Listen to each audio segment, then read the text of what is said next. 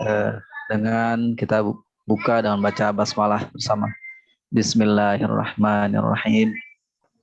Alhamdulillahirabbil alamin wassalatu wassalamu ala Rasulillah wa ala alihi wa man walah. Asyhadu an la ilaha illallah wahdahu la syarikalah wa asyhadu anna Muhammadan abduhu wa rasuluh. Allahumma shalli wa sallim ala sayyidina Muhammad wa ala alihi wa sahbihi ajmain. Yang kami hormati Al-Ustaz Ustazuna Ustaz Rizyan Nur Hakim yang LCMA yang pada malam hari ini setelah bersama kita, dan juga Bapak Ibu sekalian, para pengurus, para pimpinan pengurus Bulan Sabit Merah Indonesia, Dr. Basuki, Ketua MPA, Dr. Prita, Dr. Nurkhalis, Dr. Noli, Dr. Sigit, yang Pak Rudi yang pada malam hari ini juga hadir. Mari sama-sama kita pertama-tama panjatkan puji syukur kepada Allah Subhanahu wa taala atas segala nikmat dan karunia-Nya kepada kita, sehingga pada malam hari ini kita sama-sama bisa mengikuti pengajian Rabuan pekanan dari Zizkes Bulan Sabit Merah Indonesia. Yang kedua, salawat dan salam juga semoga dilimpahkan kepada junjungan kita, suri tauladan kita, orang yang paling kita cintai, baginda Nabi Muhammad Sallallahu Alaihi Wasallam, beserta keluarga beliau, para sahabat beliau, dan orang-orang yang senantiasa mengikuti jejak langkah beliau hingga akhir. Dan semoga kita senantiasa istiqomah dalam mengikuti jejak langkah beliau. Baik, untuk mempersingkat waktu, mari kita sama-sama simak kajian Rabuan pada malam hari ini yang akan disampaikan oleh Ustaz Rizyan Nur Hakim LCMA. Kepada Al-Ustaz, waktu dan layar ya, insya Allah kami persilahkan. Kepada Al-Ustaz.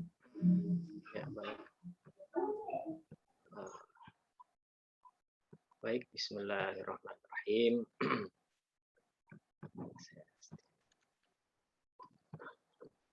Alhamdulillah rabbil alamin. Alhamdulillahilladzi arsala rasulahu bil huda wa dinil haqq liyudhhirahu 'ala ad-dini kullih wa kafa billahi shahida. Asyhadu an la ilaha illallah wahdahu la syarika lah wa asyhadu anna Muhammadan 'abduhu wa rasuluhu alladzi la nabiyya ba'da. Amma ba'du. قال الله تعالى في القرآن الكريم أعوذ بالله من الشيطان الرجيم ومن أحسن قولا ممن دعا إلى الله وعمل صالحا وقال إنني من المسلمين وقال في آية أخرى أعوذ بالله من الشيطان الرجيم ادع إلى سبيل ربك بالحكمة والموعظة الحسنة وجادلهم بالتي هي أحسن إن ربك هو أعلم بمن ضل عن سبيله وهو أعلم بالمهتدين صدق الله العظيم. Bapak Ibu sekalian yang dirahmati Allah Subhanahu wa taala, para pengurus, penasehat, serta jamaah sekalian, Bapak dan Ibu yang dirahmati oleh Allah Subhanahu wa taala. Alhamdulillah, sekali lagi kita ucapkan puji syukur kehadirat Allah Subhanahu wa taala karena kita bisa berkumpul, bertemu dan bersilaturahim untuk melanjutkan bahasan kita terkait dengan Islam di Andalusia. Alhamdulillah, tentu kita tidak pernah lupa bahwa Islam itu adalah agama rahmat, rahmatan lil alamin. Islam juga adalah agama dakwah, agama yang mengandung ajakan-ajakan untuk mengajak gitu ya. Jadi istilahnya dakwah ilallah. Oleh karena itu Islam kafah, Islam yang sempurna itu adalah Islam yang diamalkan segala macam bagian-bagiannya serta elemen-elemennya. Kita sudah tahu bersama bahwa Islam terdiri dari berbagai macam bagian. Ada bagian ada akidah, ada ibadah dan syariah serta akhlak. Akidah, ibadah, akhlak. Sebenarnya itu tiga bagian utama dalam Islam itu akidah, ibadah, serta akhlak. Atau dalam bahasa hadis disebutkan iman, Islam, dan ihsan. Nah, iman terkait dengan akidah yang ada di dalam hati, Islam berupa pengamalan, praktek-praktek, dan ihsan itu terkait dengan sulukiyat atau akhlak, amalan-amalan, atau namanya akhlak ya, suluk, ihsan, atau kita bisa sebut ruh dari pengamalan dua hal tadi. Nah, kemudian turunannya dari tiga bagian itu adalah bahwa dalam ajaran Islam itu juga terkandung di sana dakwah Islamiyah, mengajak. Ini yang akan membuat umat Nabi Muhammad tetap menjadi umat terbaik. Kuntum khaira ummatin ukhrijat linnas ta'muruna bil ma'ruf wa tanhauna 'anil munkar. Ya, inti dari dakwah itu adalah mengajak kepada kebaikan dan mencegah dari kemungkaran. Oleh karena itu, setiap membahas tentang dakwah, maka akan dibahas pula materi tentang amar ma'ruf nahi mungkar. Nah, dakwah inilah yang menjadi spirit setiap kita sebagai umat Islam untuk memberitahu orang lain apa yang ada di dalam Islam itu.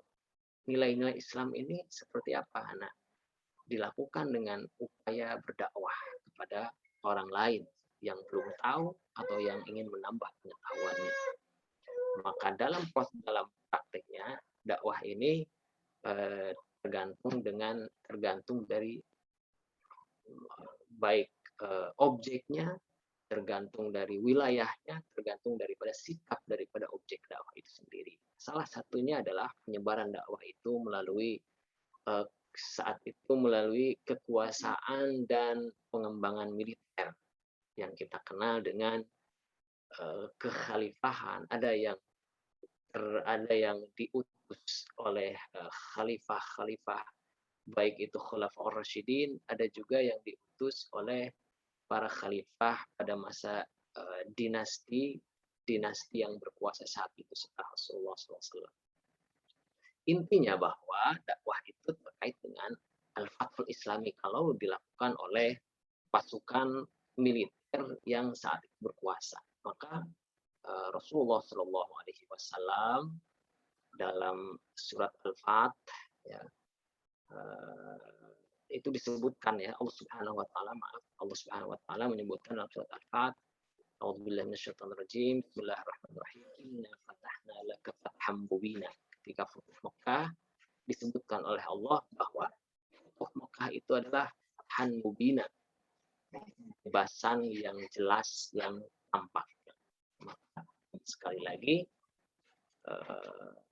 futuhat, kita nyebutnya futuhat, pembebasan itu selalu identik dengan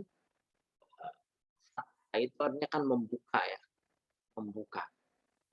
Kalau ada istilah al-fathul islami, pembebasan Islam, artinya selalu identik ketika ada satu tempat yang di situ masuk ke situ al-fathul islami, pembebasan yang dilakukan oleh orang Islam, selalu di sana yang didahulukan adalah fathul qulub wan nufus qablal bilad.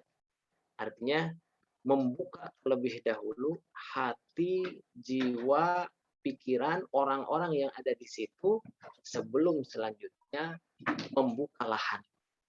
Jadi berbeda dengan penjajahan, berbeda dengan invasi, berbeda dengan penguasaan yang dilakukan oleh orang-orang selain Islam.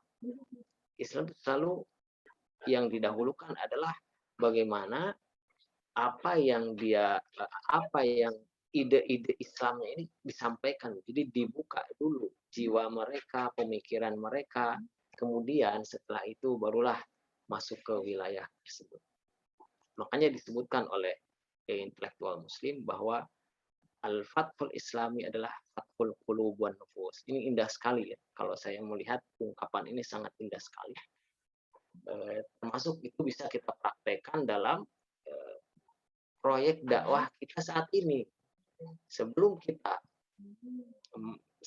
kita memang datang ke satu tempat untuk berdakwah, yang pertama yang dilakukan adalah mendekati atau membuka pikiran mereka terlebih dahulu dengan nilai-nilai Islam. Kan rata-rata ketika datang ke satu tempat yang diajarkan itu adalah tauhid, kemudian menentang kelaliman, bahwa kita mesti menolong orang-orang lemah, bahwa kita ini tidak layak menghamba kepada hamba, gitu. Tapi sangat layak dan wajib menghamba kepada pencipta para hamba. Ubudiyatul bashar ila khaliqil bashar. Kita ini makhluk yang terbuat dari tanah, diciptakan oleh Khalik, dan kita tidak boleh tunduk selain kepada Khalik. Gitu. Jadi secara logika, ketika hati mereka sudah mulai terbuka, barulah kemudian melakukan penjajakan wilayah yang tentu spiritnya bukan untuk mencari duniawi, gonima, harta kekayaan, tapi justru untuk membantu mereka yang ada di situ lepas dari kezaliman, lepas dari kebodohan, dan lepas daripada kesyirikan yang selanjutnya diajarkan setelah itu nilai-nilai manusia itu seperti apa. Dalam kata yang lebih singkatnya lagi, Islam itu adalah mengajarkan terlebih dahulu makna hidup, gitu ya. Karena kalau orang sudah tahu makna hidup, orang akan menganggap ringan apa yang terjadi di dunia ini. Berat ringannya itu tidak jadi masalah, yang penting ia sudah memiliki hidup yang bermakna. Setelah tahu mana hidup yang bermakna, baru kemudian mereka akan berbondong-bondong masuk Islam. Ini yang terjadi juga di Andalusia itu. Dan inilah juga yang terjadi di wilayah-wilayah Arab bagian barat, dari mulai Mesir, tapi para pakar menyebut Mesir itu tidak masuk wilayah Afrika Utara ya, nggak ingin disebut ya. Sampai sekarang, makanya orang Mesir itu disebutnya Republik Arab Mesir, Jumhuriyah Misr Al-Arabiyah, tidak mau disebut Afrika Utara, padahal sebenarnya secara geografis itu masuk Afrika juga. Saya tidak tahu kenapa mereka nggak mau disebut Afrika. Saya 5 tahun di Mesir, mereka nggak nerima kalau disebut Afrika. Nah, terlepas dari itu, saat penaklukan Andalusia itu melalui tahapan-tahapan. Nah, ini yang akan kita bahas saat ini. Apa sebenarnya tahapan-tahapan sehingga Islam masuk ke Andalusia itu? Nah, ketika Islam sudah menyebar dari Mekah ke Madinah, ke utara, ke Syria dan wilayah-wilayah di bagian utara, kemudian nyebrang ke Mesir, sampai Mesir pada Khalifah Umar bin Khattab dengan gubernurnya saat itu adalah Amr bin As. Ya. Kita tahu Amr bin As ini dulu adalah orang yang menebarkan Islamofobia ke Raja Najasyi, ya. Raja Habasyah ketika hijrah pertama. Saya sudah sampaikan. Amr bin As ini dulu sebelum masuk Islam, sebelum menerima Islam itu menjadi duta untuk menebarkan Islamofobia di lingkungan kerajaan Najasyi, kan, bawa hadiah yang terbaik dari Mekah supaya orang-orang yang hijrah ke Habasyah saat itu diusir, dipulang balik. Tapi itu tidak berhasil karena kecerdikan dan kebaikan dari Raja Najasyi itu, Amr bin As. Nah, ketika masuk Islam, dia jadi gubernur Mesir. Ini pelajaran yang perlu kita catat, bahwa khiyarukum fil jahiliyah, khiyarukum fil Islam. Jadi kalau di masa jahiliyah, ia adalah orang terbaik di bidangnya. Ketika masuk Islam itu, ia juga akan tetap memiliki kualitas terbaik di bidangnya. tetapi dia lebih bermakna hidupnya. Jadi khiyarukum fil jahiliyah, khiyarukum fil Islam. Buktinya Amr bin As ketika jahiliyah dia melobi raja, berarti kan levelnya sudah tinggi kalau dia sudah ditugaskan oleh bangsa Quraisy saat itu untuk melobi raja. Ketika masuk Islam, Amr bin As menjadi sahabat terbaik Rasulullah juga salah satunya. Dan dijadikan gubernur pada Khalifah Umar bin Khattab, gubernur Mesir. Sampai sekarang ada masjid pertama di Afrika itu, di Mesir kuno, itu di Fat itu, namanya Masjid Amr bin As, masjid pertama di Afrika sampai jadi masjid. Kalau ke Mesir bisa pasti ada agenda ke sana, berkunjung ke masjid, terutama travel yang tahu sejarah. Nah, Amr bin As masuk Islam, dia tetap memiliki kepribadian, kepiawaian, skill, melobi, dan lain-lain. Dan justru di situ beliau memiliki nilai tambah. Nah, kita di saat ini juga ketika seorang arsitek kemudian masuk Islam, maka ketika Islam, kemampuan arsiteknya itu dipakai untuk membangun masjid, membangun madrasah yang cantik. Itu maksudnya khiyarukum fil jahiliyah, khiyarukum Islam idza faqahu, jika mereka memahami agama Islam. Jadi perbedaannya itu. Jadi tidak ada istilah ketika masuk Islam itu kita jadi disuruh untuk malas dan lain-lain. Tidak. Justru disalurkan hal-hal yang lebih baik lagi. Nah, kembali ke proses tadi, ketika Islam masuk ke Afrika bagian Afrika Utara, kita sebut saja misalnya di samping Mesir itu ada Libya. Kalau kita saat ini adalah Barqah. Kemudian ada Benghazi. Kemudian Tunisia. Setelah Tunisia terus ke Aljazair. Aljazair barulah kemudian di Maroko. Al-Maghrib. Maroko. Nah, itu kalau di total dari Tunis sampai ke Maroko itu kalau drive saat ini saya lihat di Google itu kurang lebih 2100 km ya. Sampai ke Fes ya, ke bagian tengah. Berarti 2100 km berapa hari itu ya. Ditambah nanti dari Tunis ke Mesir itu berapa kilometer lagi, tambah lagi dari Mesir ke Saudi. Ya begitulah perjalanan dakwah. Dan itu dalam prosesnya dilakukan oleh salah seorang panglima terbaik pada zaman Khalifah Bani Umayyah. Mohon maaf, saat itu masih Khulafaur Rasyidin, masih Khulafaur Rasyidin. Nah, Uqbah bin Nafi ini beliau dikenal sebagai penebar pertama agama Islam di apa namanya wilayah Arab bagian barat. Ya, seperti saya sebut tadi dari Tunis, kemudian Tunis, Libya, Aljazair, dan Maroko.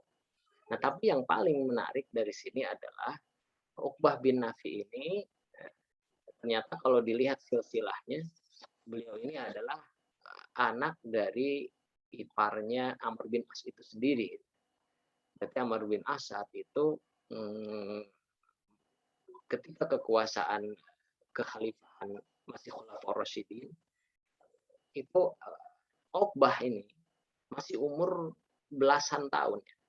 Nafi ini diangkat sebagai ayahnya Uqbah, diangkat sebagai salah satu pemimpin pasukan di zaman Amr bin As dan dikirim untuk masuk ke wilayah Libya, Benghazi atau Barqah. Barqah itu sebelum, kalau dari Mesir sebelum Tunis. Jadi udah dipasang itu, udah dikirim oleh Amr bin As, ayahnya Uqbah. Nah, ayahnya Uqbah dikirim. Nah, Uqbah ini seling ngintil ya kalau dalam bahasa kita itu, seling ikut. Kalau ayahnya melakukan dakwah sekaligus penyebaran wilayah, ikut. Karena itulah maka kemudian Uqbah pada akhirnya menjadi panglima dan dikenal sebagai penyebar agama Islam di wilayah Afrika Utara itu. Karena ayahnya Nafi itu hanya sampai Barqah atau Libya kalau yang sekarang. Tapi ternyata beliau ini mengkader anaknya ini tanpa sengaja, bukan tanpa sengaja. Artinya dengan cara beliau itu dia tidak mengajarkan dengan lisan, tapi justru mengajak langsung bagaimana sebenarnya yang dilakukan, dakwah yang dilakukan oleh pasukan umat Islam saat itu. Maka Uqbah ketika sudah besar, sudah cukup umur, itu menjadi panglima yang hidup menyelami tabiat dan karakter dari objek dakwah saat itu, yaitu masyarakat barbar. Nah, sudah masuk ke barbar. Apa itu barbar? Barbar itu mereka adalah para penduduk asli di Afrika Utara. Siapa itu barbar? Konon katanya dalam sejarah diceritakan orang-orang peneliti itu berbeda pendapat. Kenapa disebut barbar?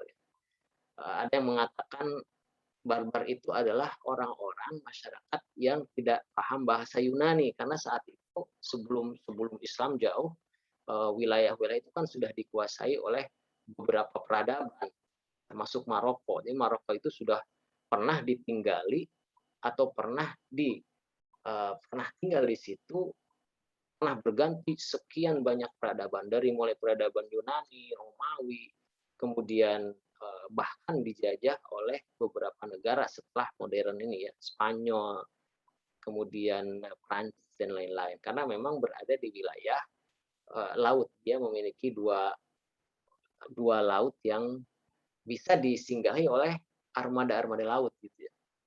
Nah, di barbar itu oleh orang Yunani disebut, ketika mereka tidak bisa bahasa Yunani, ya udah disebutlah barbar. Artinya wallahu a'lam. Ada juga yang menyambungkan nasabnya, katanya barbar itu ada hubungannya dengan orang Arab yang ke sana, ada nasabnya dengan namanya Albar. Karena Albar sudah dia bin bar.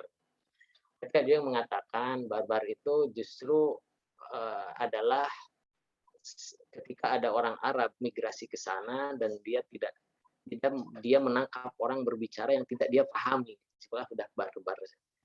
Ala kulli hal, mereka adalah penduduk asli Afrika Utara, dan Uqbah bin Nafi ini keturunan Arab yang hidup di wilayah objek dakwah, yaitu orang-orang masyarakat barbar. Kalau dari segi fisik sih, ada yang mengatakan mereka adalah penduduk yang warna kulitnya itu mirip-mirip bule gitu ya, atau warna kuning keemasan. Biasanya banyak yang tinggal di wilayah Pegunungan Atlas. Makanya kalau di Maroko ya sempat ke daerah-daerah Pegunungan Atlas yang dingin, kan kalau dingin tuh kulit kalau putih jadi merah gitu ya.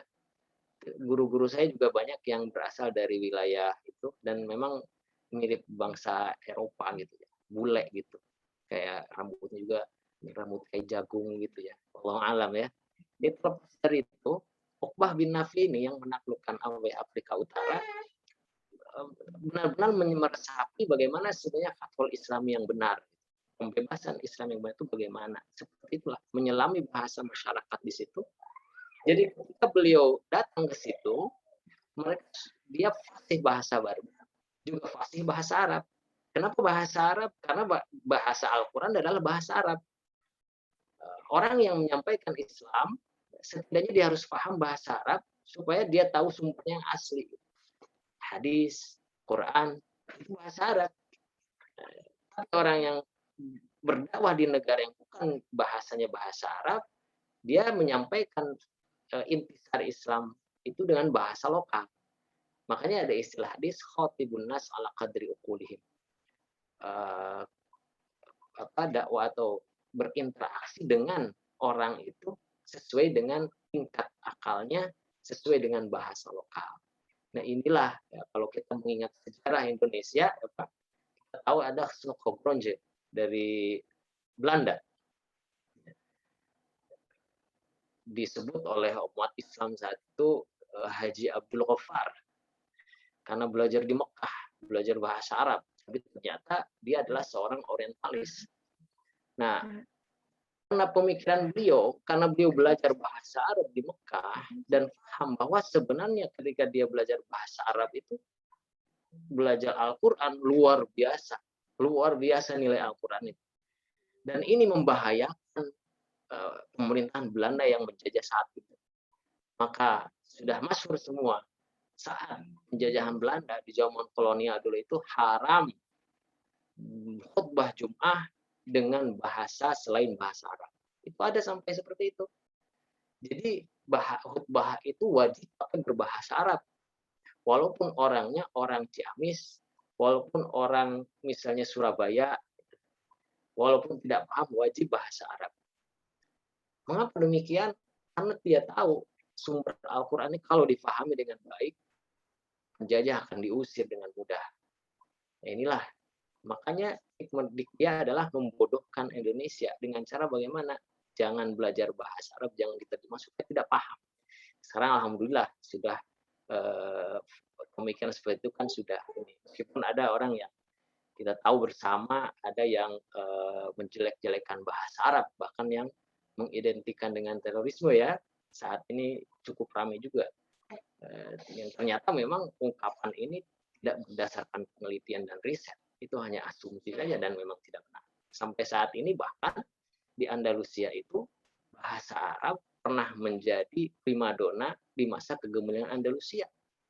Orang-orang yang ada di Eropa itu berbondong-bondong ke Granada untuk belajar bahasa Arab. Karena saat itu Islam sedang berkuasa, pengetahuan Islam itu banyak, pengetahuan umum juga banyak yang memakai bahasa Arab dan ilmuwan-ilmuwan semuanya. Uqbah bin Nafi ini akhirnya melakukan proses penyebaran Islam di Afrika menggunakan bahasa barbar, jadi bahasa lokal. Otomatis dakwahnya mudah. Masuk ke Barqah, kemudian ke Benghazi, ke Tunis, sampai ke Kairouan. Saya akan share ininya, saya akan share petanya. Sampai ke Kairouan, itu dengan sangat mudah beliau menancapkan kekuasaannya atau berdakwah sampai akhirnya berhasil mendirikan Masjid Uqbah bin Nafi yang sekarang sudah disebut di Kairouan, di kota Tunis. Memang agak jauh dari ibu kota Tunis yang dekat dengan laut ya. Jadi di tengah-tengah, karena dulu hutan, banyak pohon-pohon zaitun dan lain-lain. Tapi wallahu a'lam, karena memang banyak penduduknya yang berada di sekitar situ, Kairouan itu, yang tinggal dan dia bisa berbahasa bahasa lokal ya, jadi dia tahu aja gitu. Saya juga kalau berjalan di Maroko atau di negeri Jazirah Arab, Mesir dan lain-lain, karena saya paham bahasa Arab itu jadi nyantai gitu. Ketika bertanya sana sini itu santai saja, dan harganya pun biasanya kalau ada yang jualan tuh harganya ya harga lokal. Ini kita bisa mengambil pelajaran yang sangat berharga bahwa memang penting juga kita untuk mengetahui bahasa lokal kalau kita mau berdakwah ke satu tempat. Saya akan share sebentar ya. Saya klik dulu. Cuma mana ini? Ah, ini.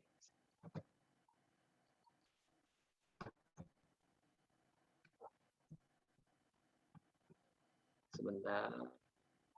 Saya mau share yang ini sebenarnya. Nah, mau share yang ini. Sudah masuk ya? Bukan. Maaf. Uqbah bin Nafi. Ah, ini. Bisa terbaca ya. Nah, ini Uqbah bin Nafi. Uqbah bin Nafi ini lihat garis yang pertama itu ada hitam sama merah. Kemudian garis yang ketiga. Ini Uqbah bin Nafi pada invasi pertama atau penyebaran dakwah pertama, yang hijau penyebaran dakwah yang kedua yang lebih besar sampai beliau syahid. Nah, kita lihat dari garis ini bahwa Uqbah bin Nafi ini melakukan penyebaran pelebaran dakwah itu sampai ke Kairouan dari Burkah katanya Burkah. Yang di-share file apa ini Ustaz? Foto itu. Bukan ya? Yang di-share folder file atau filenya Ustaz? Udah dibuka belum filenya? Filenya udah dibuka. Coba saya stop dulu ya. Di layar saya kelihatannya ini. File ya? Baru filenya. Ah iya.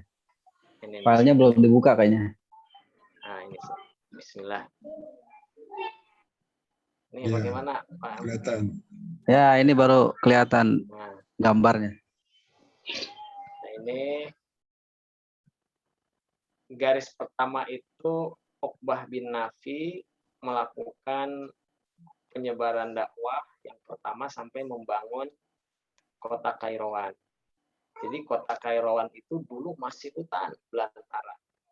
Malah konon ada karomah yang menyertai beliau karena kan beliau orang soleh. Kita mesti ingat, kadang-kadang ada orang yang menyangka miring para pasukan-pasukan Islam, karena memang ketika kita mendengar pasukan Islam menyerang kelompok negara tersebut, itu kan memang image-nya itu yang terbayang adalah peperangan. Padahal tidak sesimpel itu. Termasuk Uqbah bin Nafi, termasuk nanti Musa bin Nusair, Tariq bin Ziyad, yang sampai menyeberang ke Andalus itu ada saja nada miring yang diarahkan kepada kedua panglima tersebut. Nah sebenarnya mereka bisa melakukan perjalanan jauh sampai ribuan kilometer itu kalau tidak ada misi yang sangat mulia dan agung, misi kebenaran, itu tidak akan mungkin orang sampai ke situ kecuali dengan perangkat-perangkat yang serba lengkap gitu ya.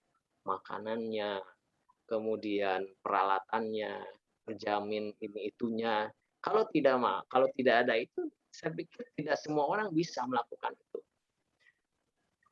Kita sudah tahu bersama, Kairawan itu hutan belantara. Siapa yang mau menaklukkan hutan belantara kecuali kalau dia tahu bahwa di situ akan ada satu atau ada sesuatu yang bisa digali gitu. Kalau ada orang ke satu tempat, di situ ada misalnya minyak lah, emas, itu orang pasti akan berbondong-bondong. Tapi ini tidak ada, di situ tidak ada sumber emas di Kairawan itu, hutan belantara. Niatnya adalah satu, adalah menyebarkan al-haq. Dan yang kedua, ar-raghbah bil mauti fi i'la'i kalimatillah. Jadi hanya ingin kematian nanti itu dimanapun dia meninggal, itu adalah ketika beliau sedang berupaya untuk meninggikan kalimat Allah. Masya Allah. Jadi apapun aktivitasnya, dimanapun dia berada, ketika meninggal itu, bagaimanapun prosesnya, bagaimanapun penyebabnya, penyakit atau apakah, dibunuhkah gitu ya misalnya. Tapi dalam rangka i'la kalimatillah itulah yang kemudian akan membuat dia meninggal dengan cara terbaik gitu. Karena kan akhir hidup seorang itu ya meninggal itu. Orang boleh soleh di awal, tapi di akhirnya ternyata dia meninggal dalam keadaan kafir. Itu kan semua itu akan terhapus. Lain halnya ketika di awal memang belum dapat hidayah, tapi di akhirnya husnul khotimah. Makanya kita selalu berdoa jangan lupa. Allahumma inna nas'aluka husnul khotimah. Itu sangat penting sekali. Ya Allah, sesungguhnya aku memohon kepada Engkau supaya kami mendapatkan husnul khotimah. Uqbah bin Nafi, kita lihat penyebaran dakwahnya dari mulai Libya, kemudian menuju Kairawan. Di Kairawan inilah beliau membangun masjid yang dibangun, kalau bentuk masjidnya itu sampai sekarang, saya kesana itu 2013, itu subhanallah memang mirip dengan masjid-masjid secara umum di Afrika. Di tengah-tengahnya itu ada ada pelataran terbuka ya, itu sama ya, mungkin di Istiqlal juga seperti itu, tapi di Afrika secara umum di tengah-tengahnya itu suka ada airnya dan lain-lain, jadi enak gitu. Nah di Kairo itu dibangun masjid, kemudian madrasah, yang akhirnya dari situlah titik penyebaran selanjutnya ke arah barat, ke arah barat, yaitu melewati Aljazair. Ini dilihat dari garis hijau ya, dari ada Kortojah di atas. Kortojah itu Kartago. Di situ ada, sekarang ini jadi nama bandara di Tunis ya. Tunis ini ibu kotanya. Kalau kita langsung ke sini, Ilmisan, Aljazair, dan akhirnya ke Tonjah di ujung yang berdempetan itu sudah masuk Maroko. Dari situ kita berhenti, Uqbah bin Nafi terus muter ke bawah, ini kayaknya ke wilayah selatan. Ini sudah dekat dengan padang pasir Sahara, Sohro, dan berujung di Agadir. Agadir ini mentok ke laut atau Samudra Atlantik. Jadi dari sini terbayang dari Kairawan melakukan perjalanan sampai ke Agadir kalau sekarang, sampai ke mentok ke Samudra Atlantik. Ini Rabat juga ada tempat saya tinggal ini, Juhkelo itu udah Samudra Atlantik. Jadi kalau kita melihat di Samudra Atlantik, itu saya sempat rekam bawa anak juga ke situ. Saya bawa anak kembar saya renang di situ ya. Itu Samudra Atlantik juga. Jadi kalau ingin lihat nyebrang ke sebelah barat itu sudah sampai, kalau terus itu udah sampai benua Amerika ya. Cuma terlalu jauh. Nah dari situ kemudian kembali lagi ke Kairouan dan akhirnya di daerah Tahudah ini yang ada cakra merah, beliau akhirnya dibunuh oleh bangsa barbar yang belum tersentuh oleh Islam. Nah ini yang kemudian akhirnya meninggal di situ kurang lebih 8 hari perjalanan lagi menuju Kairouan, mereka Umar bin Nafi dan pasukannya kemudian dihadang oleh pasukan barbar. Nah intinya saya sampaikan bahwa ketika menyampaikan itu penyebaran dakwah itu semua dilakukan dengan proses mengenali terlebih dahulu masyarakat yang ada di situ dan mencatat nufus wal qulub qabla fathil bilad.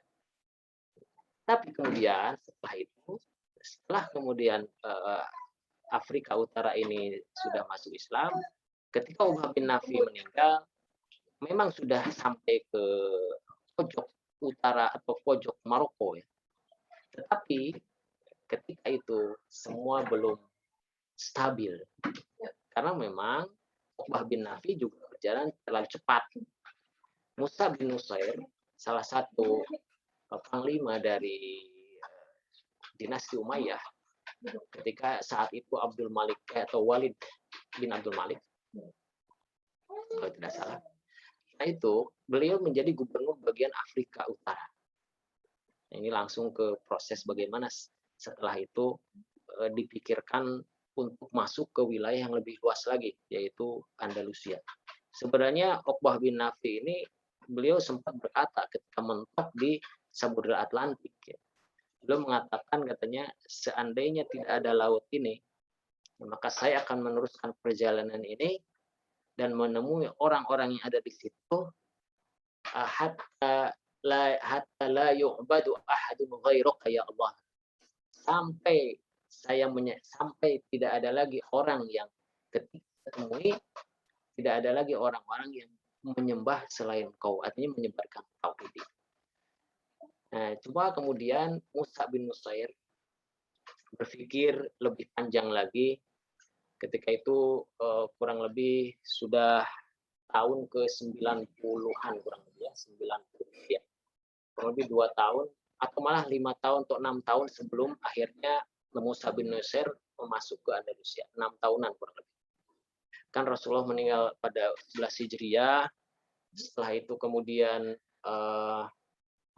Uqbah bin Nafi masuk ke atau menyebarkan dakwah di situ, dan Andalusia nanti itu masuk ke Andalusia Islam pada 92 Hijriah, berarti kurang lebih 81 tahun setelah Rasulullah wafat nanti masuk ke Andalusia. Dalam rentang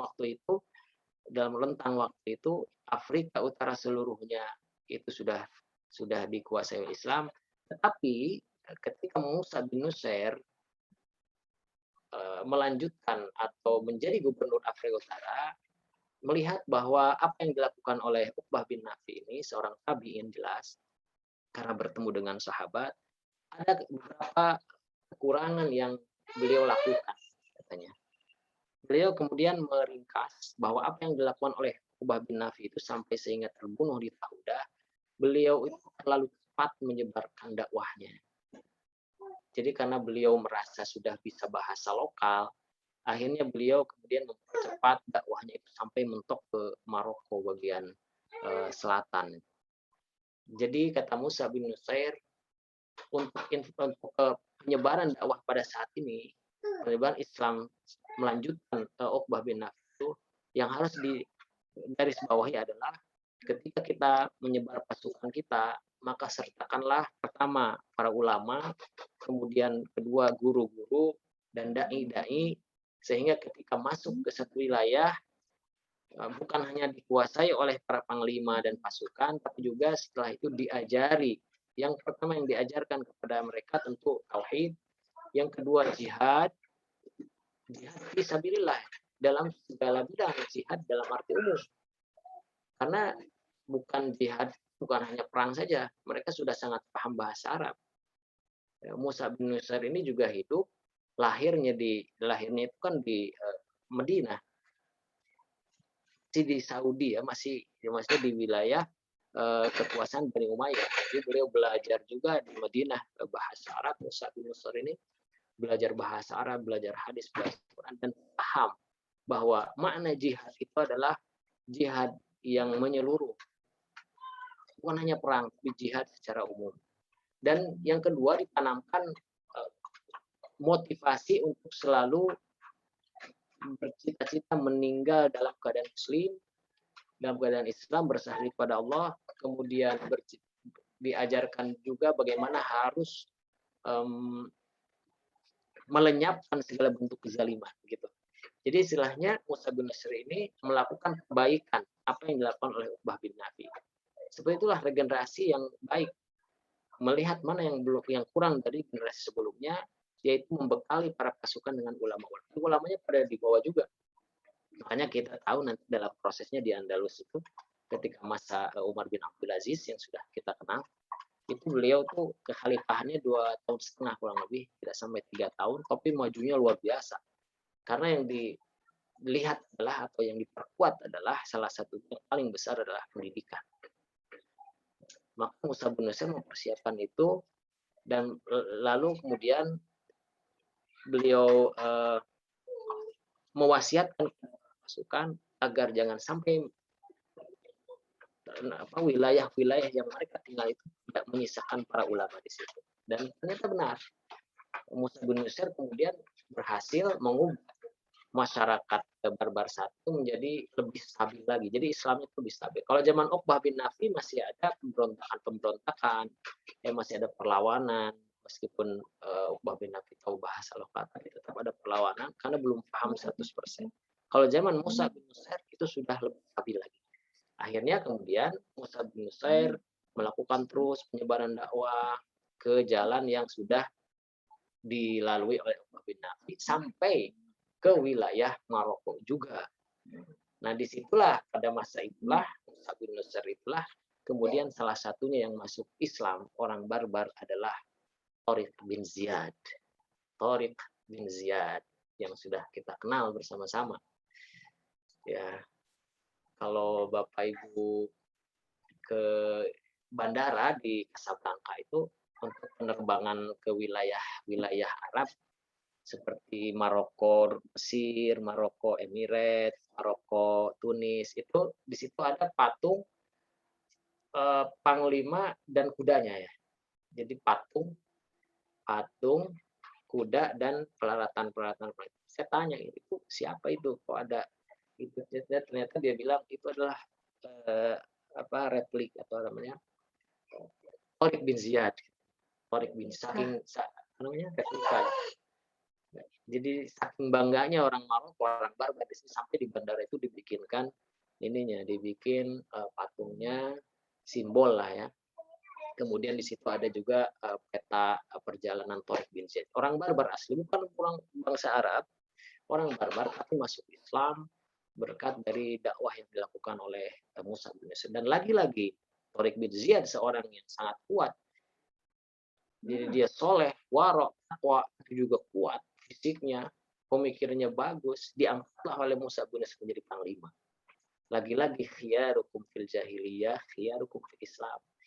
Jadi kita ini umat Islam ini, kalau kita ada melihat orang-orang yang berpotensi itu jangan pernah kita menyepelekan dia. Dia punya potensi. Kita ajak dengan dakwah kita rangkul dia, dan ketika dia sudah menerima Islam, berikan dia posisi sesuai dengan skill dia. Insya Allah ini akan menjadi kebaikan. Jadi titik poinnya adalah ida faqihu. Akan tetap menjadi orang terbaik dengan skillnya, tapi dia paham agama, itulah yang akan menjadi orang yang terbaik dunia dan akhirat. Thariq bin Ziyad itu orang barbar. Dan Musa bin Nusair berhasil merangkul dia, dan dijadikanlah panglima untuk nanti masuk ke Andalusia. Tapi kemudian Musa bin Nusair, karena Musa bin Nusair ini adalah salah seorang gubernur yang sangat hakim ya, sangat bijaksana, melihat jauh ke depan gitu ya. Ketika itu tidak langsung dengan penuh semangat untuk menyeberang ke Andalusia gitu ya, menyeberang ke Spanyol. Kalau kita lihat petanya mungkin Bapak-bapak Ibu sekalian juga bisa melihat di peta, sudah gampang sekarang melihat bagaimana jarak antara Maroko dengan Spanyol itu, Andalus itu.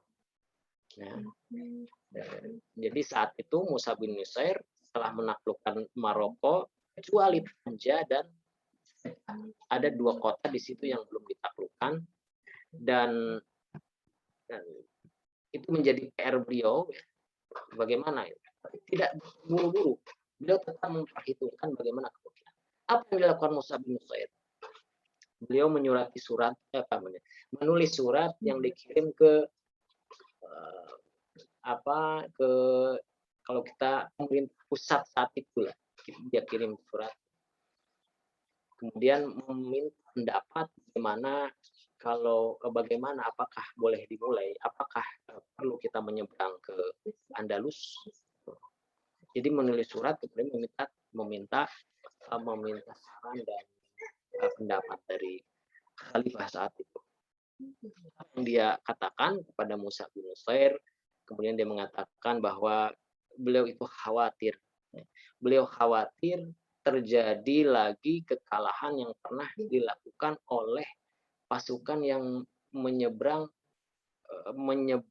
perairan Bahar Mawar An-Nahr. Saya lupa nama ininya. Ininya pernah terjadi pasukan itu melakukan penyebaran pasukan tapi melewati perairan tapi ternyata kalah. Jadi jangan sampailah lagi, nanti kalau kalah lagi kekuatan akan semakin berkurang. Apalagi saat itu kekuatan umat Islam memang masih belum kuat, belum banyak di wilayah Afrika Utara. Tapi kemudian Musa bin Nusair tidak kalah berpikir, artinya berarti problemnya adalah karena armada laut saat itu masih sangat terbatas umat Islam. Berbeda dengan kekuasaan Romawi. Berbeda dengan kekuasaan Visigoth misalnya, yang sudah menguasai Andalus saat itu. Berbeda dengan kekuasaan-kekuasaan yang sudah memiliki armada laut yang kuat. Akhirnya Musa kemudian berpikir dan lahirlah sebuah keputusan bahwa sebelum kita menyeberang, perkuat terlebih dahulu armada laut kita. Nah, apa yang dilakukan oleh beliau adalah membangun pelabuhan dan membuat perahu. Jadi demikian. Musa bin Nusair dengan kecerdasan dan tentu sudah melewati proses istikharah dan lain-lain. Dan sebelum menyeberang itu kata beliau, bikin armada laut, bangun pelabuhan, terutama di tempat saat itu masih berada di Kairouan. Kairouan itu masih menjadi pusat dari kekuasaan Islam di wilayah Afrika Utara yang sudah dibangun oleh Uqbah bin Nafi itu. Akhirnya beliau membangun beberapa pelabuhan, di antaranya adalah pelabuhan di Tunis itu. Makanya kalau Bapak Ibu cek di peta itu, buka aja masuk Tunis ya.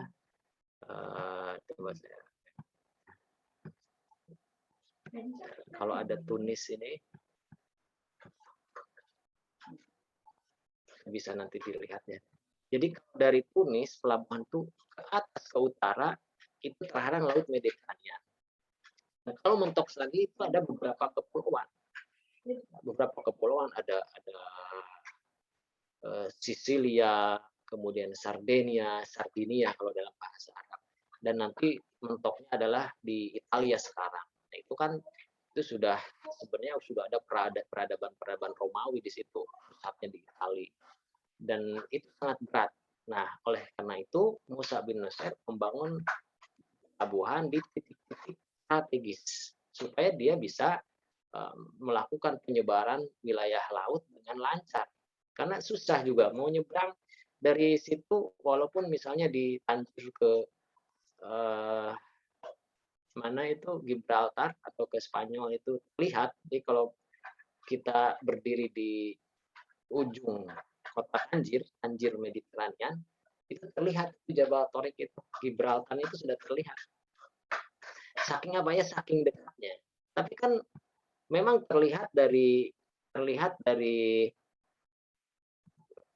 Maroko, Spanyolnya, gunungnya, tapi kan ada laut yang menghalangi.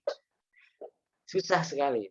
Nah, maka solusinya apa? Solusinya tentu adalah bangun dulu, buat dulu perahu yang banyak. Akhirnya, alhamdulillah saat itu Musa bin Nusair berhasil membangun sebuah sampai kurang lebih 100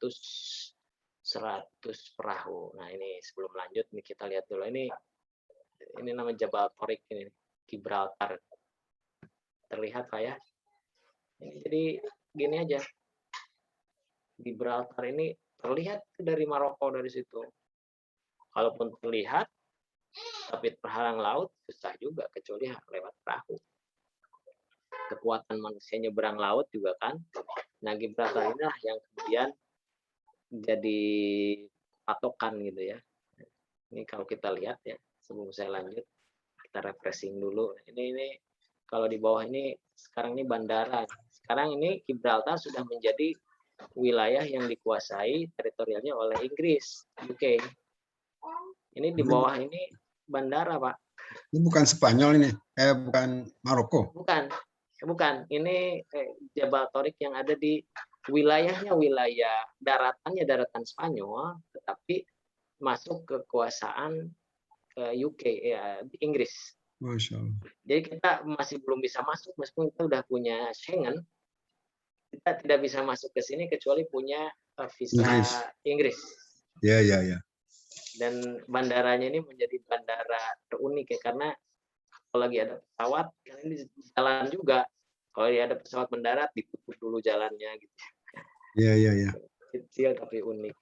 Nah, terlihat dari Maroko ini. Cuma karena memang terhalang laut, akhirnya Tariq bin Ziyad, Musa bin Nusair, kemudian membuat proses yang strategis. Maka selain itu ada beberapa hal yang menjadi catatan Musa bin Nusair. Beliau kemudian membuat satu pertimbangan. Problemnya ada beberapa macam. Ke Andalus itu beliau ada beberapa hal yang perlu diperhatikan. Yang pertama, jelas Andalusia terhalang oleh laut. Dan solusinya sudah beliau jelaskan. Kita bikin armada laut, kita bikin kekuatan pasukan laut. Dan salah satunya adalah perahu-perahu. Yang kedua,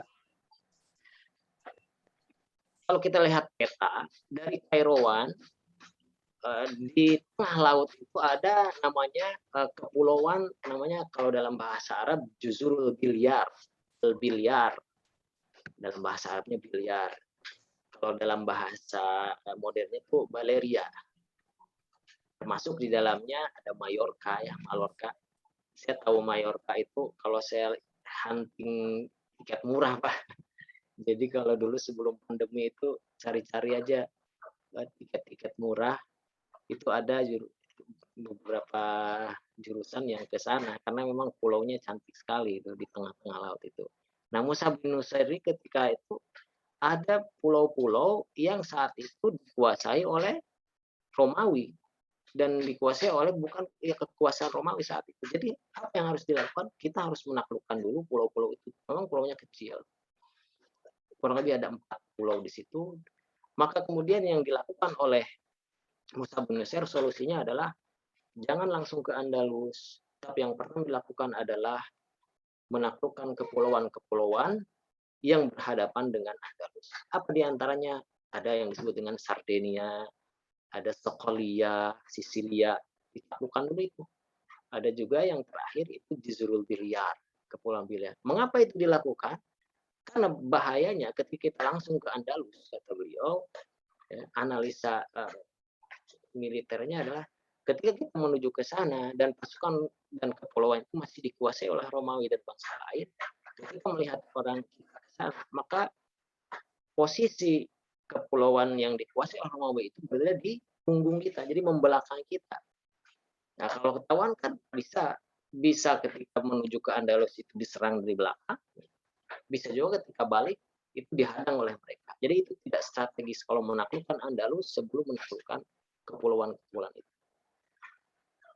Nah, kemudian yang ketiga adalah ada 2 kota yang masih dikuasai oleh Spanyol saat itu. Raja Rodrik ya saat itu. Pertama Tangier masih dikuasai Barbar, tapi Ceuta itu sudah Ceuta itu Ceuta. Ceuta ini dikuasai masih oleh Julian. Julian ini adalah masih ada kaitan dengan raja sebelum Raja Rodrik. Ya, lepas dari itu masih belum dikuasai Ceuta ini yang dekat dengan Gibraltar. Kalau belum dikuasai oleh Islam, ini juga membahayakan. Ini lebih membahayakan lagi. Akhirnya apa? Tanja dilakukan, Tanjir itu akhirnya tanduk di bawah Tariq bin Ziyad. Akhirnya semua masuk wilayah kekuasaan Islam di bawah kekuasaan Tariq bin Ziyad, dan tinggal Ceuta yang belum. Akhirnya bagaimana? Dilakukanlah lobby ke Raja Julian saat itu, penguasa Ceuta. Sampai itu saya sebelum masuk ke situ saya kasih dulu petanya. Saya sudah kasih peta supaya kebayang ya. Mohon maaf, saya buka dulu. Kalau orang Spanyol sekarang menyebutnya Ceuta. Apa? Ceuta. Kalau orang Bandung menyebutnya Ceuta karena tulisannya C. Tulisannya Ceuta. Tapi sebenarnya adalah Ceuta. Sebentar, saya kasih dulu. Bismillahirrahmanirrahim. Ini. Nah, ini. Ceuta. Itu ada ya, Ceuta itu di situ. Ceuta. Itu di ujung situ. Ini Tangier Med, ada Tangier City. Nah, Tangier City itu ada 2 laut ya, laut laut Samudra Atlantik dan Mediterranean. Kalau Ceuta itu Mediterranean, di depannya itu laut. Nah, dari Ceuta ke Gibraltar ke Algeciras ini Ceutanya masih dikuasai oleh Julian, bukan oleh Islam. Nah, apa yang dilakukan oleh beliau? Beliau harus menaklukkan terlebih dahulu Ceuta ini, Ceuta.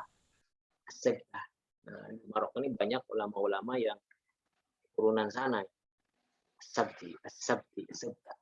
Sekarang juga alhamdulillah di situ banyak ulama-ulama yang berada di kota yang dekat dengan Ceuta. Tapi sampai sekarang Ceuta ini masuk wilayah Spanyol meskipun ada di daratan Maroko, tapi wilayah administratifnya sudah wilayah Spanyol. Kita tidak bisa masuk ke situ juga kecuali harus punya visa Schengen, minimal visa Spanyol ya. Dan itu memang sangat menyedihkan bagi orang Maroko, karena tempatnya ada di wilayah Maroko, tapi diurus oleh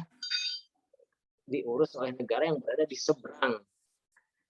Gitu. Tapi saya kata itu ya alhamdulillah sih diurus oleh mereka. Kenapa? Karena mereka udah bisa mengurus sampah dengan baik. Gitu. Kalau Maroko memang masih negara berkembang, jadi saya tidak bisa membayangkan Ceuta kalau diurus oleh Maroko. Tapi banyak orang Maroko yang bekerja di sana dan menjadi migran juga di sana juga banyak. Nah, kembali ke cerita selanjutnya, karena Ceuta masih dikuasai oleh Raja Julian atau disebut hakim, gubernur mungkin, wali kota, maka Ceuta harus ditaklukkan. Tapi ternyata ketika Tariq bin Ziyad melakukan penyebaran dakwah ke Ceuta, Julian membangun benteng yang sangat bagus sekali. Jadi bentengnya sangat kuat deh, sulit ditaklukkan. Akhirnya melalui jalan lobby. Saya juga pernah ke sana, memang bagus sekali, bentengnya kuat sekali dan benar-benar sebagai satu kota yang dilindungi oleh benteng kan, jadi orang-orang yang mau menyerang itu tidak bisa masuk ke situ. Cuma 19 km persegi luasnya itu kecil tapi kuat ya. Ini nggak ditaklukkan. Akhirnya apa yang dilakukan? Berdamai. Dalam arti ternyata Julian ini punya kepentingan, ada salah satu anaknya yang ada di Spanyol, di Granada itu kalau tidak salah, itu ada masalah dengan raja yang di sana. Akhirnya dia juga punya kepentingan untuk masuk ke Andalusia. Nah, inilah ada kepentingan yang sama. Yang satu kita misinya misi dakwah, kemudian Yulian punya misi masuk ke sana untuk menyelamatkan anaknya. Jadi sama-sama, dan itu sudah ada solusi ya. Dan yang keempat, kata Musa, medannya itu masih asing dan terjal. Di Spanyol itu memang terjal, terutama Andalus itu. Jalannya bagaimana? Banyak gunung. Oh, gunungnya subhanallah. Mirip Maroko. Kalau Maroko gunung di wilayah Atlas ya. Kalau dekat lautnya tidak terlalu banyak. Tetapi kalau di Andalusia itu benar-benar banyak gunung. Gunung, sungai, dan lain-lain. Sungainya juga sangat banyak. Jadi untuk ke pasukan langsung masuk ke sana ditambah wilayahnya asing. Yang kedua, wilayahnya banyak yang terjal. Maka itu akan sangat melelahkan. Jadi apa yang dilakukan? Yang dilakukan adalah mengirim terlebih dahulu pasukan pertama, bukan untuk menyerang, tapi untuk mengetahui medan di sana. Ada utusan pertama. Itulah yang disebut dengan Tharif bin Malik. Sekarang Tharif bin Malik ini diabadikan menjadi istilah yang disebut dengan Tarifah. Tarifah itu juga masih ada wilayah Andalus yang saat itu dimasuki oleh Tharif bin Malik setahun sebelum Tariq bin Ziyad masuk ke Andalusia. Nah, maka solusinya sudah didapatkan oleh Musa bin Nusair, tinggal akhirnya bagaimana menyusun strategi untuk masuk ke wilayah Andalusia, tentu setelah melakukan musyawarah yang matang dengan para penguasa dan teman-temannya saat itu. Sebentar, saya mau share tempatnya.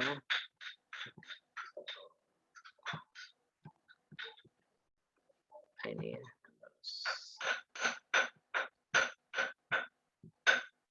Oke. Share.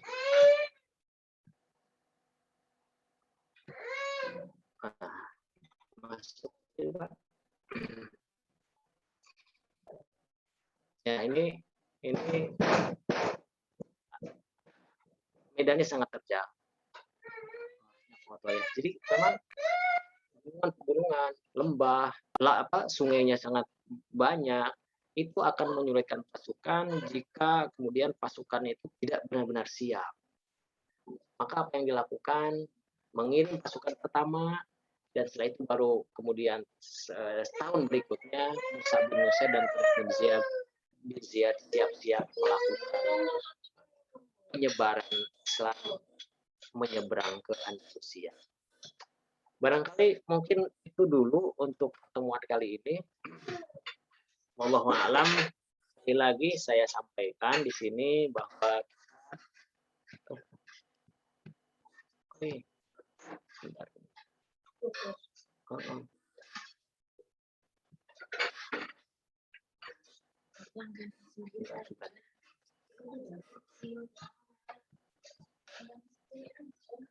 masih ada masuk ya Pak? Masih? Masih.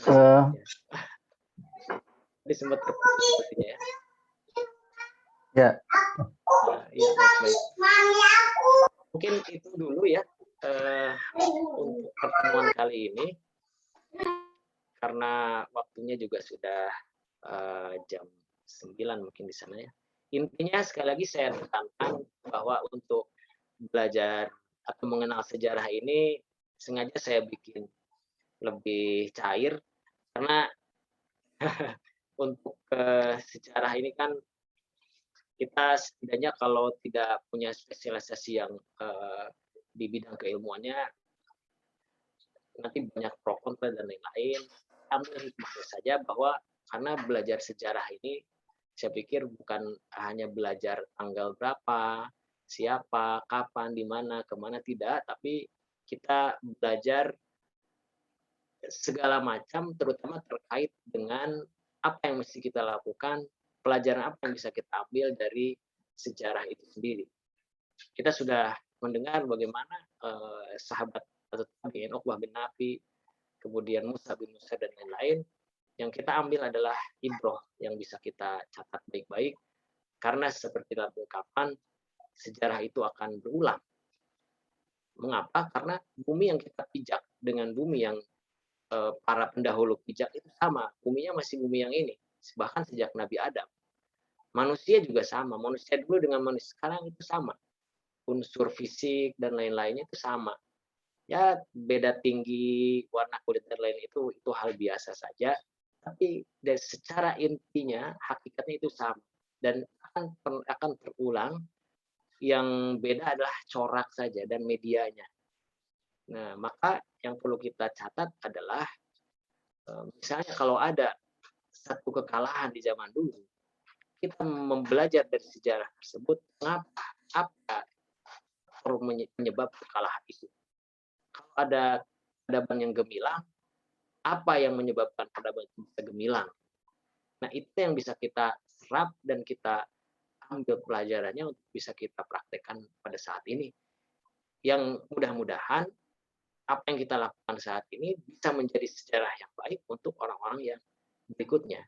Kita kan tidak ingin ketika dalam sejarah tercatat bahwa misalnya Allahuakbar, misalnya BSMI punya catatan sejarah, misalnya melakukan hal-hal yang tidak baik. Itu kita tidak ingin semuanya. Kita ingin selalu, kalau dalam istilah Nabi Ibrahim itu, waj'al li lisana sidqin fil akhirin. Nabi Ibrahim selalu berdoa, ya Allah, jadikanlah aku ini menjadi pembicaraan yang baik untuk orang-orang yang setelah aku. Dan terbukti sekarang, dalam sholat saja kita selalu membaca sholawat Ibrahimiyah.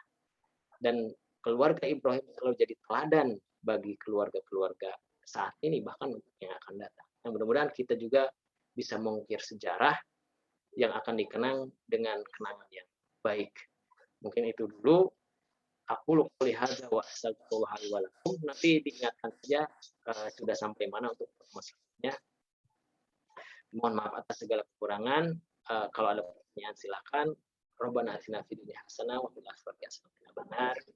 Astagfirullah li wa lakum. Wassalamualaikum warahmatullahi wabarakatuh. Waalaikumsalam warahmatullahi wabarakatuh. Jazakumullah khairan Ustaz atas pencerahan sejarah dan ibrah yang bisa diambil dipetik dari kisah Islam di Andalusia. Ya mungkin baru sebagian ya, masih banyak lagi kisah-kisah yang bisa kita petik.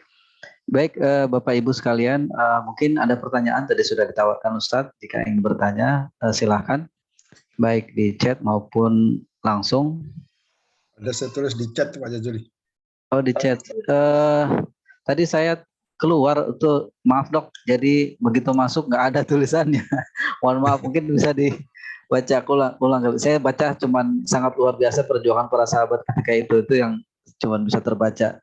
Sisanya chatnya mungkin bisa dibantu. Ada yang bisa mungkin langsung dok barangkali. Baik, terima kasih. Assalamualaikum warahmatullahi wabarakatuh. Waalaikumsalam warahmatullahi wabarakatuh. Jazakumullah khair. Terima kasih Ustadz telah memberikan tausiahnya yang luar biasa. Saya ada beberapa pertanyaan aja yang ringkas-ringkas. Jadi Utbah bin Nafi ini hidup di tahun berapa Ustadz? Jadi beliau ini kan golongan tabiin kalau nggak salah.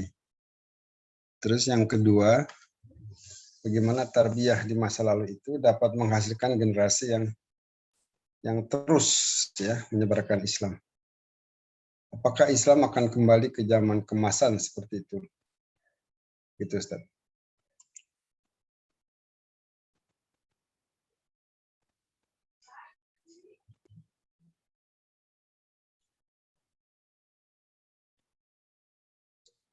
Muncul juga nih pertanyaan. Ya baik, bismillahirrahmanirrahim. Uqbah bin Nafi, kita kalau tahunnya saya catat di sini kurang lebih beliau itu kurang lebih abad ke-8 Hijriah ya. Hijriah ya, pastinya ya, kurang lebih seperti itu. Kalau secara nasab Uqbah ya, kita sebutnya Uqbah bil qaf dengan qaf. Uqbah bin Nafi. Jadi beliau kalau secara nasab kan Uqbah bin Nafi, Uqbah anaknya Nafi, anaknya Qais. Jadi cucu dari Qais. Nafi bin Qais ini sejaman dengan Amr bin As. Amr bin As punya saudara perempuan dan menikah dengan Nafi bin Qais ini. Jadi berarti ipar dari Amr bin As. Amr bin As hidup pada zaman Rasulullah, jelas beliau adalah sahabat karena bertemu Rasulullah. Sementara Uqbah hidup pada masa sahabat. Jadi kita sebut tabi'in. Dan secara rangkaian sanad, tabi'in itu tidak terlalu jauh dengan Rasulullah. Masih disebut sebagai khairul quruni qarni. Generasi terbaik itu adalah generasiku, yaitu generasi sahabat. Kita tahu sahabat itu artinya Muslim sejaman dengan Nabi dan pernah bertemu dengan Nabi walaupun hanya satu kali, itu disebut sahabat, dan meninggal dalam keadaan Muslim. Tapi tabi'in Muslim mati dalam keadaan Muslim, bedanya adalah tidak bertemu dengan Nabi, hanya bertemu dengan sahabat dan tidak sejaman dengan Nabi. Tapi kan tidak terlalu jauh. Rasulullah meninggal 11 Hijriah, Uqbah bin Nafi lahir 8 Hijriah, sekitar 7 tahun, 8 tahun. Ini tidak terlalu jauh. Makanya di Masjid Jami Uqbah bin Nafi ini di Kairouan, bukan Qarawiyyin. Kita akan cerita di selanjutnya. Ada Kairouan, ada Qarawiyyin. Kalau Kairouan itu Tunis, Qarawiyyin di Fes di Maroko pada dinasti Idrisiyah. Nanti kan cerita tentang Maroko itu. Nah, Uqbah ini ada salah satu masjid, salah seorang sahabat yang pernah mencukur rambut Rasulullah. Kalau tidak salah, saya lupa namanya. Yang jelas di samping. Saya dibawa oleh orang Tunis asli saat itu, berdua sama istri, ditunjukkan ini masjid yang pernah mencukur rambut Rasulullah. Dan cari itu, ada beliau juga meriwayatkan hadis. Dia saking dekat Uqbah bin Nafi dengan para sahabat Rasulullah, dan kemudian ketika meninggal, Allahu yarhamuhu, itu memang tidak terlalu jauh dari Kairouan sebelum pulang ke Kairouan. Barangkali itu ya. Dia hidup kurang lebih abad, kalau lahir 8 mungkin 8 Hijriah sampai persisnya nanti bisa kita cek lagi. Tabi'in ya. Nah, sebenarnya tarbiyahnya seperti apa? Kalau para ulama menyebutkan tarbiyahnya itu adalah selalu meskipun dia itu pasukan, tetapi dia selalu menghidupkan malam-malamnya juga. Kalau kita tahu cerita Muhammad Al-Fatih, Konstantinia, itu kalau kita baca sejarahnya bagaimana itu di usia muda sudah bisa menaklukkan Konstantinopel, itu ternyata memang di malam harinya itu, ini salah satu tarbiyahnya adalah malamnya itu tidak dihabiskan untuk tidur. Jadi kita ini kadang banyak alasan ya, ketika siang sibuk, malamnya dihabiskan semuanya untuk istirahat. Padahal sebenarnya kalau dalam konsep tarbiyah, malam tidak dihabiskan semuanya untuk istirahat, tapi ada satu waktu dilakukan atau satu sedikit saja, qalilan minal laili ma yahja'un, kanu qalilan minal laili ma yahja'un wa bil ashari hum yastaghfirun. Itu bisa kita buka surat Tur ya kalau nggak salah ya. Jadi orang-orang Az-Zariyat ya, Az-Zariyat. Kanu qalilan minal laili ma yahja'un. Ya, malamnya sedikit tidur. Wabil ashari hum yastaghfirun. Dan ini yang penting, wabil ashari hum yastaghfirun. Dan di waktu sahur mereka beristighfar. Nah, ini tarbiyah yang sangat penting untuk, apalagi ini adalah pasukan yang taruhannya adalah kematian. Kan bertarung dengan musuh itu yang mencari syahid kan. Kalau dia tidak kuat di malam harinya, siangnya pasti dia akan merasa lelah, cepat lelah dan lain-lain. Maka tarbiyah utama adalah hidupkan malam, sampai ada istilah ruhbanun bil lail, fursanun bin nahar, atau ruhbanun bil lail. Kalau malam itu seperti rahib-rahib, kalau siang seperti panglima, kalau malam itu jadi rahib di waktu malam. Kalau siang dia jadi panglima. Kalau kita bahasakan secara populer, misalnya kita di bidang pendidikan, jadi guru terbaik di siang hari, jadi rahib di malam hari. Profesi apapun di siang hari, malamnya tetap dia jadi rahib. Ya. Dalam arti rahib itu menghidupkan sebagian per 3, 2/3, atau minimal adalah witir. Itu yang dirutinkan oleh beliau. Ini barangkali ya, kalau saya baca itu sepertinya seperti itu. Dan tentu itu menjadi nilai yang sangat penting untuk semua generasi pada saat itu, baik dari mulai sahabat, tabi'in, bahkan sampai ke khilafah-khilafah yang selanjutnya. Wallahu a'lam bishawab. Baik, alhamdulillah. Pertanyaan tadi sudah dijawab dan ada yang menarik ya. Jadi pada malam hari mendekatkan diri kepada Allah sebagaimana rahib ya, mendekatkan kepada Allah melalui ibadah-ibadah yang kita kenal, mungkin sholat tahajud, terus menjelang sahur dengan istighfar. Ya, mudah-mudahan itu bisa kita tiru ya. Para jamaah sekalian, ini kebiasaan orang-orang soleh terdahulu yang kalau kita mau soleh ya kita berupaya untuk meniru aktivitas tersebut ya. Jadi kita bisa berupaya untuk sholat malam, tentu ya mungkin secepat mungkin istirahat setelah kita sholat isya atau pengajian ini, nanti siap-siap malamnya kita berupaya untuk bangun beribadah, sholat pada Allah, sholat, kemudian juga istighfar di menjelang sahur. Wallahu a'lam bishawab. Semoga kita bisa melakukan. Ya, satu lagi kayaknya ini. Oh, silakan Ustaz.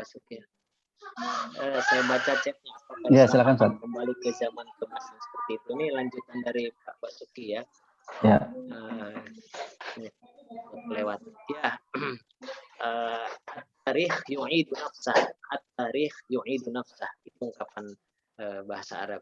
Jadi sejarah itu akan berulang. Nah, bagaimana sejarah terulang? Kalau memiliki zaman keemasan bisa terulang, bisa. Bagaimana? Faktornya itulah kita pelajari. Faktor yang menyebabkan menjadi gemilang itu bisa dipelajari. 8 abad Islam di Andalusia, itu kenapa bisa seperti itu? Nah, itu dipelajari faktor-faktornya apa. Kalau faktornya bisa dilakukan secara masif, insya Allah akan kembali kepada zaman keemasan itu. Meskipun pasti berat, karena kan apalagi di Indonesia misalnya orangnya beragam, pemahaman keagamaannya beragam, pemikiran juga tidak sama. Jadi, tapi minimal kita bisa memulai terlebih dahulu dari keluarga kita. Itu yang paling penting. Pelajari juga kehancurannya apa, keruntuhannya apa. Dan maka kalau bahasa Al-Quran itu disebut sunnatullah. Sunnatullah la tabdila li sunnah, lan tajida li sunnatillahi tabdila. Kau pasti tidak akan pernah menemukan sunnatullah itu berubah. Kalau sunnatullah ya itu. Istilahnya kalau malas tidak sukses itu sunnatullah. Jangan harap bisa sukses kalau malas. Itu sunnatullah yang tidak akan berubah. Atau misalnya hukum yang bersifat materi, kalau jatuh ya pasti ke bawah ya.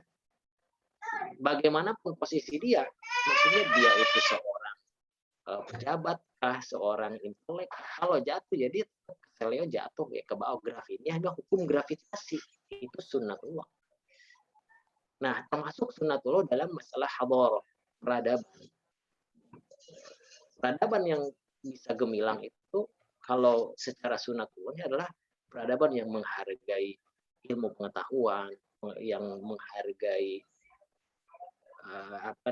yang berpihak pada masyarakat lemah, kemudian peradaban yang gemar membaca, peradaban yang memang pemimpinnya itu punya karisma ya. Jadi dia tidak membela satu golongan, satu suku, satu blok, tapi merangkul semua, bijak dan lain-lain. Itu secara sunnatullah dia akan menjadi pemimpin yang memiliki peradaban yang maju. Dalam sejarahnya saja.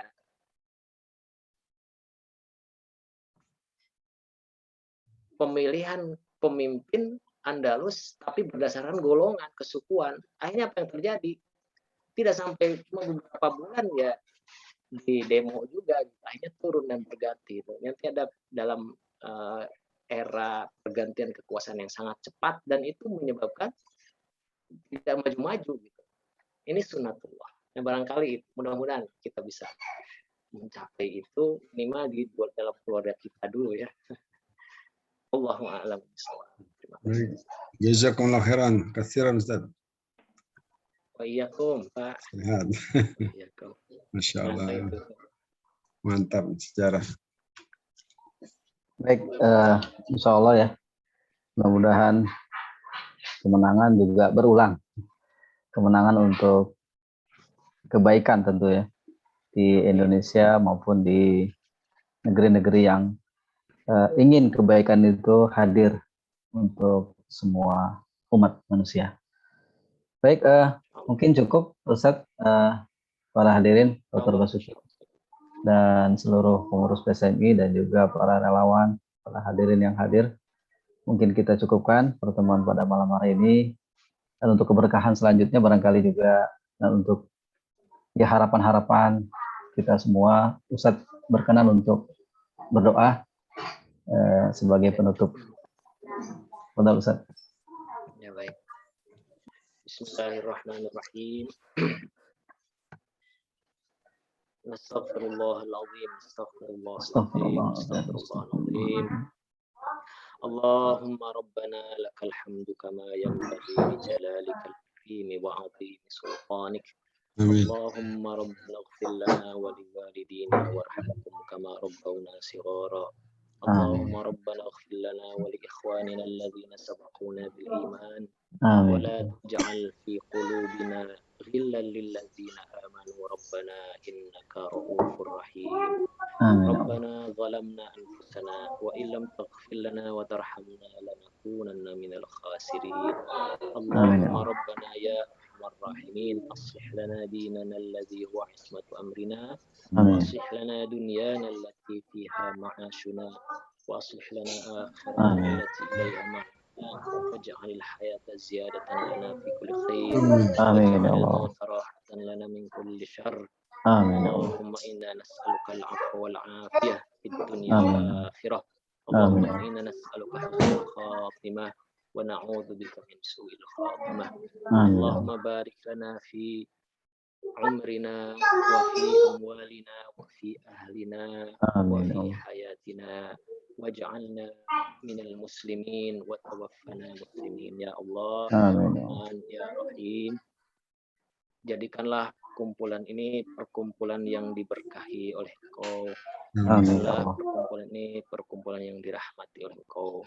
Jadikanlah perkumpulan ini sebagai bekal untuk kami bisa bersaksi di akhirat nanti bahwa kami pernah mendengarkan, pernah menyampaikan, pernah bertekad untuk i'la kalimatillah, untuk meninggikan kalimat Engkau ya Allah. Allahumma arinal haqqa haqqa warzuqna ittiba'ah wa arinal batila batila warzuqna ijtinabah. Ya Allah, tampakkanlah yang benar itu benar, tampakkanlah yang salah itu salah. Jadikanlah kekuatan kami untuk mengikuti yang benar dan berikan kekuatan kami untuk menjauhi yang batil. Rabbana ya Allah, hablana min azwajina wa dzurriyyatina qurrata a'yun waj'alna lil muttaqina imama. Allahumma anfa'na bima 'allamtana wa 'allimna ma yanfa'una wa zidna ilman. Amin amin ya rabbal alamin. Ya Allah, atina fid dunya hasanah wa fil akhirati hasanah wa qina adzabannar. Subhana rabbika rabbil izzati amma yasifun. Wassalamun alal mursalin walhamdulillahi rabbil alamin. Amin. Amin. Alhamdulillah. Terima kasih Ustaz. Jazakallahu khairan. Mari sama-sama kita akhiri pertemuan kita dengan sama-sama membaca doa penutup majelis. Subhanakallahumma wa bihamdika asyhadu an la ilaha illa anta astaghfiruka wa atubu ilaik. Assalamualaikum warahmatullahi wabarakatuh. Waalaikumsalam. Baik, Ustaz. Jazakallahu Ustaz. Ustaz. Ya, Barakallah. semuanya. Amin Ustaz.